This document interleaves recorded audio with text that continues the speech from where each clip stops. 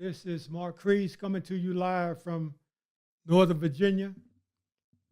Uh, this is my third podcast streaming live out of Alexandria, Virginia. This topic today is about, as you saw it on the title page, attractive, single-minded women. Now, being a man with some experience, I was married for 11 years. I have a daughter, I had a family, got divorced. So I've been through the ups and downs of life. But I bounced back. But in bouncing back, it took time to get to a point where I knew I had to work on self. And when I worked on myself, I became a wiser man, stronger man, and just all around better man for myself, learning from the perils of marriage, the ups and downs of marriage, and not just marriage, life in general. But all I know is this: man and woman, we are interdependent on each other. That means me, individual man, needs a woman. A woman needs a man. It might not be this man, but she needs a man. I've been around the world 7 times. And all my travels, I've never heard any nationality of a woman other than in my own country and within my own country, the black woman say, I don't need a man. I'm a strong, independent woman, and I don't need a man. I've been around the world 7 times. And nowhere in the world does a woman speak such gibberish. So we're going to talk about this tonight because it's getting to the point where whatever the woman does is impacting the individual man and all men because we're interdependent on each other. Meaning what you do impacts me, might not be directly, but eventually it will impact me. So every man impacts a woman. Every woman impacts a man on the aggregate holistic scale, not just individually. Yeah, individually, when you married to that person or you're dating or you're engaged or boyfriend or girl, whatever, that's individual, impact. But say you break up, say you get divorced, that man goes to another woman and that other woman has nothing to do with what you and he had between each other. But he takes that garbage to her and impacts her life and vice versa. Women do it all the time because from my experience, women don't like to be by themselves, meaning work on themselves until they get mentally, emotionally stable enough to be able to entertain a man and let a man court them and cultivate them. I'm just being honest. I've not seen a lot of women work on themselves without some man in the lurking darkness piercing their soul, meaning their body. When a woman says, I'm working on myself, and she got 5 men over here in left field waiting for her to slip up, she's not working on herself. Because soon as she gets bored or lonely, just takes one phone call or a text, and that man is there. But once again, to change this dynamic between black man and black woman, we need to work on self. Not saying I'm a strong, independent person and I don't need the opposite sex. That's a lie. Matter of fact, I was reading Proverbs, and it says, everyone wants unfailing love.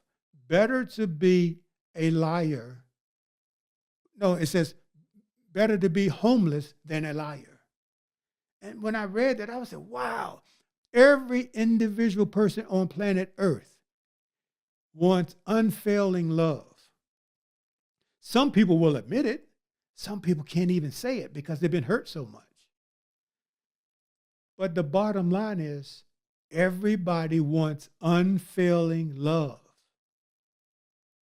Better to be homeless than a liar. So when I read that, I had to read it about 5 times because I'm on a short bus. It takes me 2 or 3 times to read it to really have it sink in. And when it sunk in, I was like, wow, we really are interdependent on each other. We need each other. So that's just the way it is. I, Marquise, need a woman. A woman needs me, a man, Marquise. It's 8 billion people on this earth. And in my travels and in my observation, in the United States, black man and black woman are the only ones in the whole country, not alone the world, that's like this instead of like this or like this. And to me, that's a shame. Because when man and woman get together, I'm talking about get together, not for no sex, really get together. She understands what's in his heart as a man, and she's willing to be that helpmeet to allow him to operate within the confines of what's already inscribed on the tablet of his heart, to do what it is to provide, protect, and cover himself and his family.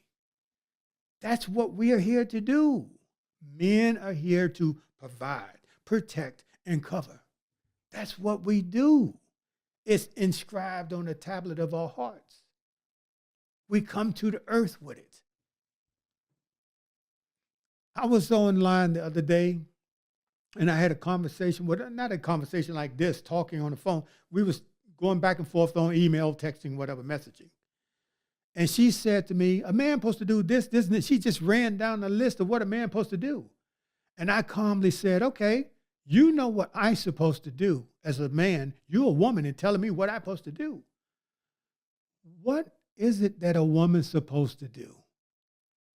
And that woman, I mean, I must be honest, she was honest. And she said, I don't know.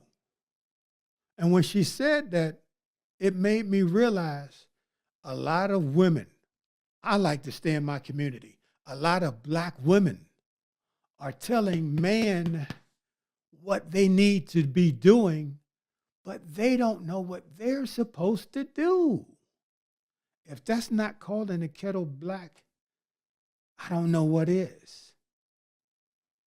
But I challenge every woman within the sound of my voice to figure out what you must do as a woman to be a wife, a mother, a spouse, a helpmeet to your husband, not no fuck buddy, not no boyfriend.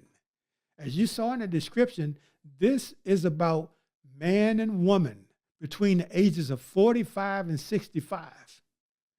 We're way past the dating and courting stages. But it's such a pandemic. It's an epidemic of gigantic proportions because we're not like this. We're like this. We're divided. And we cannot build together like this.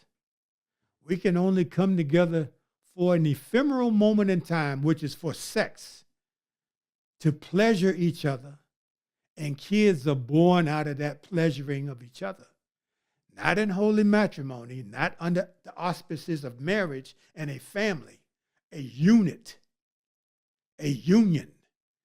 They're born out of bastardism. They're born out of lust. And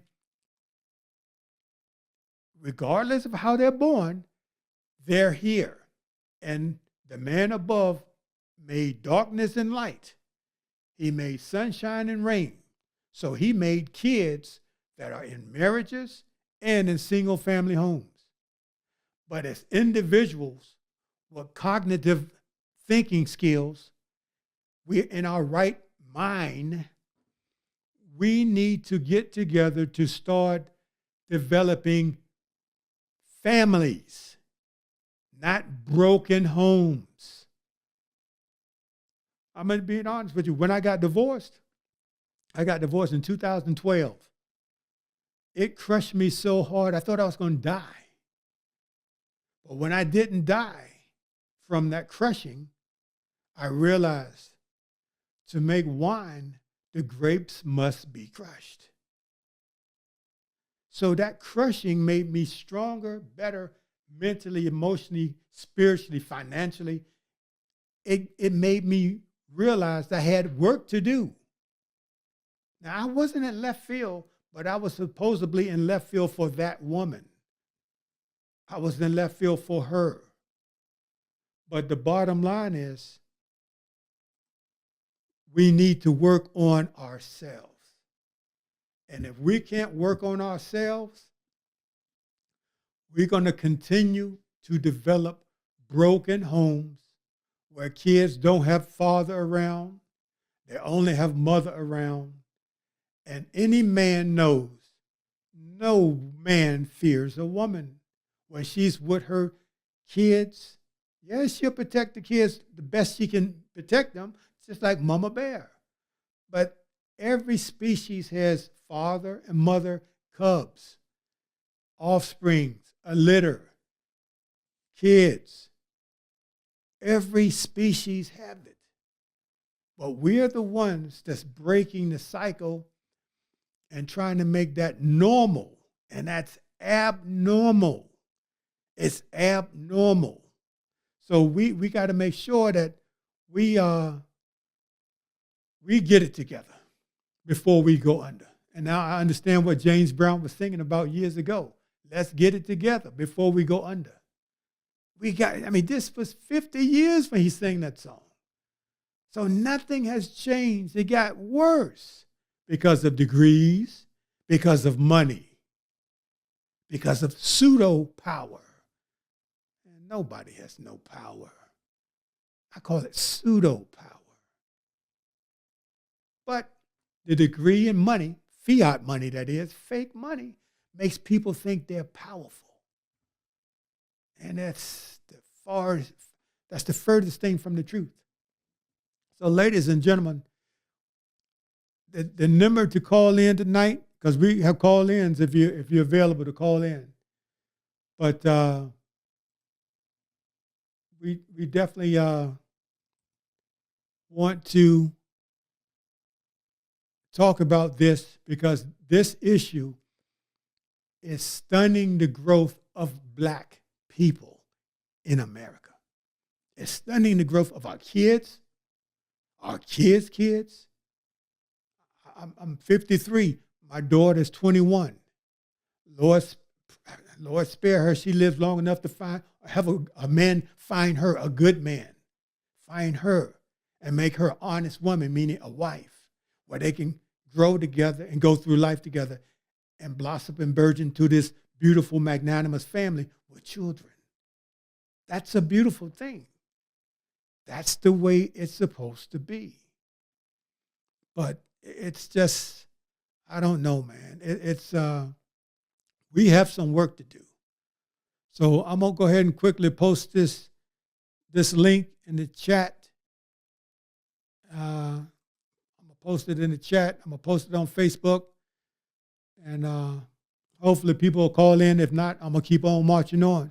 I won't have anybody stop the show. I'm going to keep on keeping on. But I'm going to find this thing real fast so I can post this on Facebook. But before we do that, let's get this first example of Black women dating between the ages of 45 and 65. Some of y'all just need to stop trying to flirt with single menopausal women. See, because the seasoning on that meat has been marinating for a while, and it's been untouched for a minute, and it's flavorful and juicy and delicious. And you been messing around and got knocked off your square. You know what I mean? Got yourself turned. You know what I'm saying? You in the fetal position and sucking on your thumb, and then we gonna send you back to your mammy. We gonna send you back to your mammy because we only need you for the time served, and then we gonna send you back, and then you're gonna get in your feelings and you're gonna want some more, and we don't want to be bothered with all of that. You understand what I'm saying? So if you ain't really ready to handle something like that, you might want to just leave this whole thing alone. See, at this age and stage in this young lady's life, and she looks young, but she's 45 plus. So I say again, this is 45 all the way to 65. But this woman, the way she just articulated was in her heart, which was her truth of where she's at in this stage of her life, where she'll probably be like this all of her life. Because if she's between the ages of 45 and 65, where she is, beautiful, fine woman, but if she's in that mindset, she's for a man that doesn't want to have any type of relationship other than a sexual relationship. Did you just hear what she said? That thing's been marinated for some time. And when she throw it on you and you start sucking, everything is physical and flesh. Nothing is spiritual, emotional, substantial that's going to sustain you. Trust me.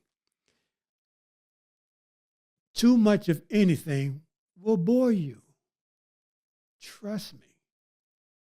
So I don't know how many times you can get lifted off of having sex with this beautiful, vivacious woman and be enthralled to the point where you want to go out and tackle the world. But it's only going to last but so long. So what she's after is a fleshly, ephemeral relationship. Ephemeral is a short-lived relationship. Nothing more, nothing less. So this type of woman is not a bad woman because there's somebody for everybody. But this type of woman is for a man that just wants flesh. Nothing more, nothing less. So I say again, she spoke what's in her heart. And when a woman speaks what's in her heart, trust it. Understand that's who she is. Don't judge her. Respect her because she's saving you time, energy, money, attention. She's saving you all kinds of things. She's giving you an opportunity to make a decision based on what she's articulating to you from her heart.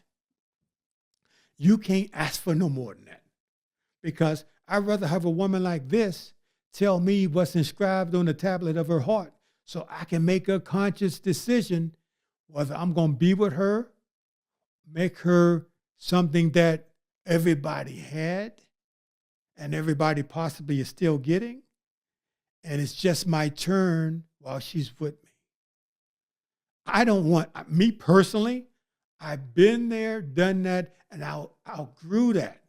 Thank God. I outgrew that. So I don't look down upon her for speaking how she feels and what's in her heart and what she's looking for too. She's just looking for a good time. Not a long time, just a good time. And that's not a bad thing because I say again, she spoke the truth. And the truth, as long as I know it, the truth will make you free. It'll set you free. So she's pretty much setting you free by giving you opportunity to tell you, I'm about this, and that's it. I'm not about anything with substance. That's it. So I applaud her again. I thank her for her kind words of wisdom of what's in her heart. and how she is, because when that woman spoke what she's looking for and how she is, trust me, she's doing you a great, great favor. Question is, would a woman 45 to 50 years old that has had 30 plus partners be a bad thing? It's not a bad thing at all, in my opinion. And there's no science to support that it is a bad thing. First of all, let's talk about oxytocin. Oxytocin is released when your nerves get touched, your skin, your lips, your other parts, and it's a bonding hormone. It bonds you to that person temporarily. However, oxytocin will lose its strength over time and the ability for that person to bond with that person if there's no emotional connection. So if it's just a girl going around sleeping with guys without an emotional connection, she's not going to have some long-term oxytocin bond with them. And it's not going to cause her to not have an ability to bond with other people. Second of all, I actually think it's a great thing that a woman has experience. Because if she's still picking you after having been with all those people and knowing what she likes and what she doesn't like and what she wants, then you're a rock star because she still picked you. That's not to say that women who have only had one or two partners can't still know what they want, because they can. I just don't think the body count of a person matters at all. I know we're told that growing up, especially as I grew up in Christian purity culture. We're told that it's so important that you have a low body count, but there's no science to prove that. And I know women that have retired, that have had lots of men in their past who still continue to successfully bond with men on a physical and an emotional level. So yeah, the conversation of body count really just needs to stop. You see, this woman here, she's telling you from her point of view, which I believe that's her honesty, that's her truth. But from her point of view, she's saying the more bodies, i.e. spirits, that have been released in her womb, makes her a better partner for you since she picked you. I say again, everything she spoke about is flesh. So when you meet a woman like this, don't judge her. She's doing you a great service by telling you what's in her heart. What's in her heart is just fleshly desires. And that's not a bad thing, because there is somebody for everybody. It's a man that's all about just fleshly desires all the way until the day he dies. There's a man like that, trust me. That doesn't make me any better than him or him any better than me. It's just what he desires from within his heart. So that's all about. It's what's in your heart. The man above, the Lord, will give you the desires of your heart. So everybody keeps saying, man, it's hard to find a good woman. And it is. It is. I mean, it is. A man finds a wife, finds a good thing. It's biblical. So it's not easy to find. But nothing in life is easy. You just got to stay the course. Stay occupied, keep your heart open for love, and keep yourself doing what it is that makes you happy. Even when you do find her, you got to keep and maintain yourself. Mind, body, soul, spirit. She's just adding to your peace and your mind, your body, your spirit. She's an additive, not a subtractor. If a woman you get what is subtracting what you already established for yourself, you don't want. I was there, 26 years old. I was there. I'm 53 now. I've outgrown that. So I can stand in the presence of a fine woman who I know is my weakness and keep this head and think, because I'm not looking solely at flesh anymore. I got eyes, they see. I got teeth, they bite. I'm fully operational. But I can control this now with this head. I don't have the other one controlling me anymore. So that's a great feeling for a man, to be in control of self. A friend of mine, we had a conversation, and we was talking about, if a man can't reject a woman, he's not a man. He's not a man if he can't reject a woman. And rejecting a woman is not to make her feel bad. It's that every individual man has a standard of himself, because ultimately that woman is a reflection of you. So I say again, I've been there, I've done it, where I chose a woman. Yes, we was in holy matrimony, so I didn't have no bastard. My daughter wasn't a bastard child. So when we got divorced, I was in my daughter's life all the way through college, everything. Always been there and always will, as long as I'm on this earth. But every man is not like that. Because when that woman pushes him away and says, no, you no, and pushes him away, she can break his spirit. And he'll give up on fighting for what's rightfully his offspring, his seeds. I don't care if he got one seed or many seeds. When a man has a child, that's his seed walking the earth. And every woman knows, any man worth his weight in gold wants to be in his child's life. Every woman knows that.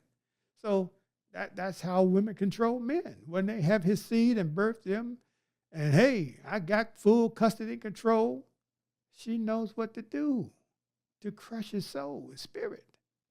So as a man, you got to rise above all of that and keep on keeping on.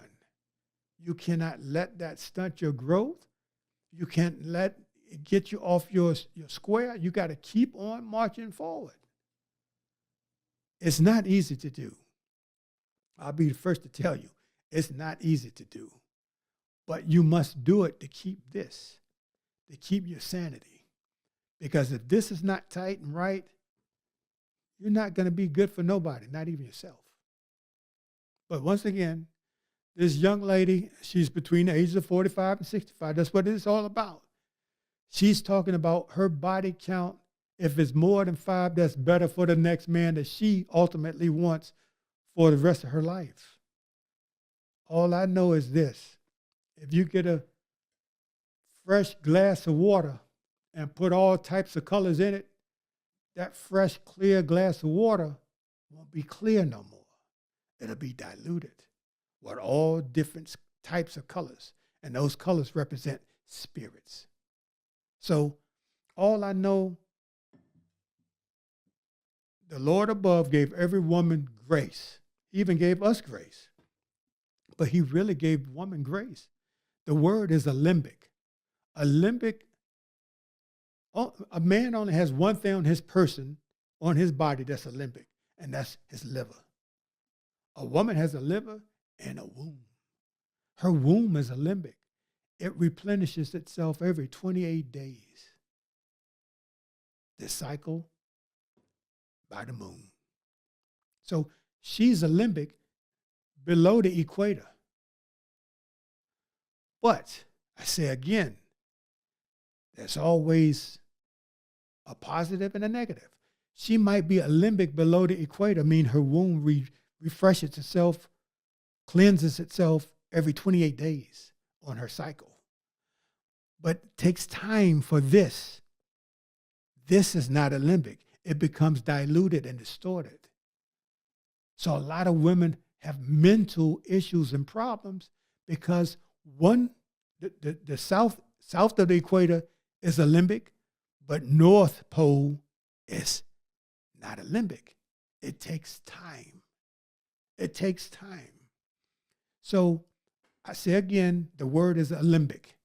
A limbic means something that replenishes and restores itself, rejuvenates itself. Every man has a liver. Every woman has a liver. A man doesn't have a womb. We have a penis.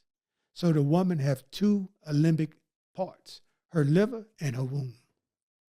But when her womb gets used, overly used, not by her husband, by many men,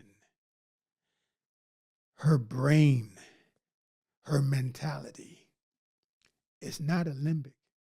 It takes time to seek self, find self and work on self mentally, emotionally, spiritually.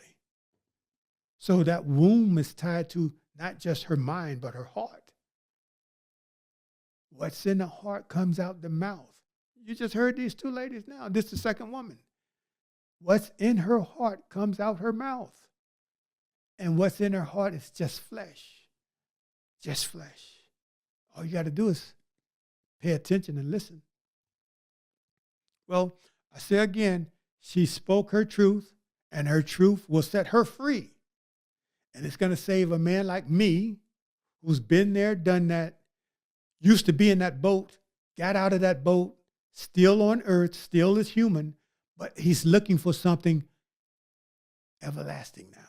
He's looking for something his eyes can't see it, his hands can't touch it, but his heart can feel it when he's in the presence of it. So that's deeper than flesh. Trust me. So that was number 2, the young lady here talking about body count. So we had 2 women thus far, one white, one black, both of them talking about what's in their heart. And what's in their heart is flesh, fleshly relationships. Don't trip. Some man would want that to the end of time. Nothing more, nothing less. Here's a young man articulating his thoughts because he's in a situation where he's at an age and stage where he's looking for something real. Check this out. Stop flirting with me if you're not ready to settle down. The first time you yell at I'm cute and I already think that you cute, I'm telling my friends that we talk, that we got something going on. Like, I got a new boo. We it's getting serious. The shit is spicing up. Now, you heard what the young man said. He's between the age of 45 and 65. I call everybody young man, young woman. But the bottom line is he's speaking something that a lot of women don't understand. I remember being in the 8th grade, 5th grade. We're moving so slow because we know nothing about ourselves or about the opposite sex. We know nothing. We're in an experimental, exploratory stage in life, which is a good thing. That's how you learn. We are 45 plus now. We know a little something. So when a man knows who he is, what direction he's going, and what he needs to sustain him and to add to the peace that's within him, it's deeper than flesh. So once a man knows those things about self and what he's needing and what he desires in a woman, he can move faster than when he was in the 8th grade, 9th grade, and 10th grade. He can move as a grown man can move because he knows what right looks like for him. Acts like, talks like, walks like, prays like, cries like, works like. He knows what right looks like for the individual man. So when we're serious, we can move a little faster because we're older with experience and we know what we're needing, we know who we are, and what we desire. If it's just flesh, the 2 ladies, the 2 first ladies will do just fine. But if it's deeper than flesh, this young man here is telling you something in a facetious, joking way, but it's serious. We know who we are. We accepted every nook and cranny, every positive, every negative about self. We accepted it. So we know who we are, we know where we are, we know where we're heading. So we know what type of woman we need, we know what type of woman we're looking for, and we know what right looks like for us. I know I do. Hopefully you do too. But this guy was telling you some serious stuff. We can move faster now. We don't need to take 18 months, 24 months to figure out, do I really want to spend some time with you? No. If you're serious, you can make that determination within 3 to 6 months when you're serious. When 2 people are serious, they can move like that because they know where they come from, where they are, where they're heading, and they know self now. They're finished with all the junk. They're finished with all the junk They're ready for something serious. So that's what this guy was talking about. He wasn't talking about no fake stuff. It was real. It sounds funny, but it's real. Once you know you're in it to win it, you can move like an adult. Trust me. Everybody's not there, though. Everybody's not there. Trust me. If everybody was there, we wouldn't be in the situation we're in now, like this. Everybody's apart. Well, this young man has some wisdom, and it was facetious, but if you listen to it, it was deep. Okay, you see what this young lady talking about. I'm not doing any more talking stages. I am done connecting with people, building with people, experiencing people for a short amount of time, for a temporary moment. I'm done with that. I'm actually in a place where I think I'm like done dating. Like, I don't want to date. I don't want to do this societal view of dating where everyone just dates and goes out and hangs out for fun because they're bored. I actually want to get to know someone. I actually want to be able to like someone. I'm just like, what the heck are we dating for? I'm very confused. So I don't want to date. I want to meet a man that's like, yo, I actually want to get to know you, Whitney. I really want to date you. Let's go. I want to really get to know you, Whitney. Like, come to me like that. I'm dating you. And if I'm being honest, I'm actually really bored. Like, I feel like I get really bored in the conversations that men have. I actually want to like talk about like real things. I just don't fit into the society. Like, I don't accept like men dating a bunch of women the same time as me. Like, I just want to meet one guy and connect with him and build with him, and then we'll figure out if we work out or not, and then we'll find someone else. I'm not a roster girl. I can't do it. When I like one person, I want to like him, and that's just me. And I feel like I don't fit into society's idea of dating, and I guess I really am just waiting for God to send the one that is for me, that actually agrees with me on that. Where's my tribe at? Do y'all agree with me? Let me know. Now this woman here, she looks pretty polished, but in that polishedness is loneliness, because I'm gonna give you an example. A lot of people say, well, why you got this beard? Why you did that? I said, listen, man, I'm growing as a natural young man, middle-aged man. I've accepted everything about me. I'm comfortable with every nuance about me, everything. So when I see this young lady speaking, and she's between the ages of 45 and 60, that's what we talked about. When I see her talking, I'm not judging her. All I can do is say, stop hiding behind the shield. Stop hiding behind the shield. Makeup, eyelashes, fake hair, fake nails. But she's looking for a real man. Now, don't get me wrong. There is somebody for everybody. There's a man out there that would like a woman that's hiding behind a mask. Trust me. It's a man out there would die for her, even though she's hiding behind all types of stuff I just mentioned. At the end of the day, she's hiding self, so she's not comfortable with self. But she wants some man who is honest and wants a real relationship, which is a good thing. So she's half and half. Remember I said at the genesis of this live stream, you have to work on self. You have to work on self. If you can't work on self, you're going to go to someone else and try to help them fix you or love you, even though you're broken. That's a colossal mission. That's a colossal mission, to ask a mere mortal, fleshly man to bind you and fix you, and you can't do it for self. Hey, all I know is this. I'm Mark Reese. I'm not Mark Reese, PhD or MD or psychologist or psychiatrist. No. If I worked on self and continue to work on self on a daily, it's a lifestyle now. If I can do it, my woman can do it too. And if I got the woman that I need with me, she's going to see me doing it on a daily basis. So she's going to do it. She's going to want to do it with me. You see? You see how that works? She's going to want to do it with you. If she see you doing everything to keep your temple as healthy and as optimal as it can be, she's going to want to do those things with you.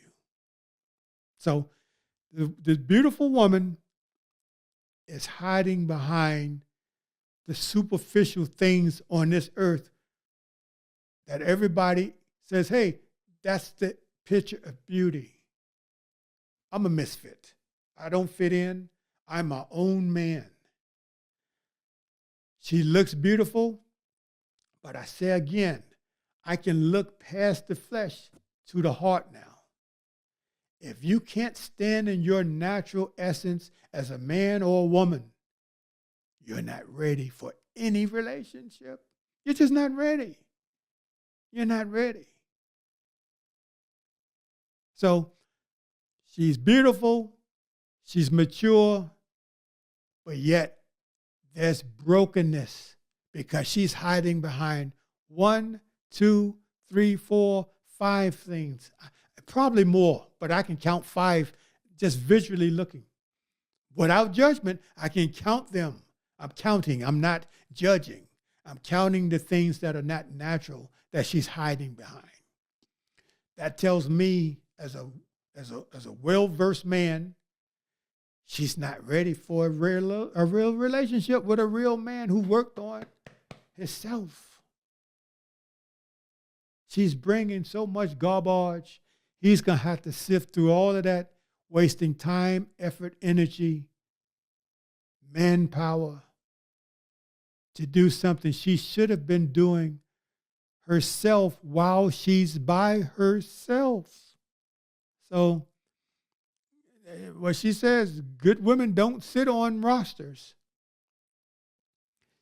If you're a good woman, you're not going to be on the bench. You're going to be on the field with your man playing the game of life. Because he's going to need you to be his helpmeet, which will be his biggest cheerleader. So that's what I have to talk about tonight.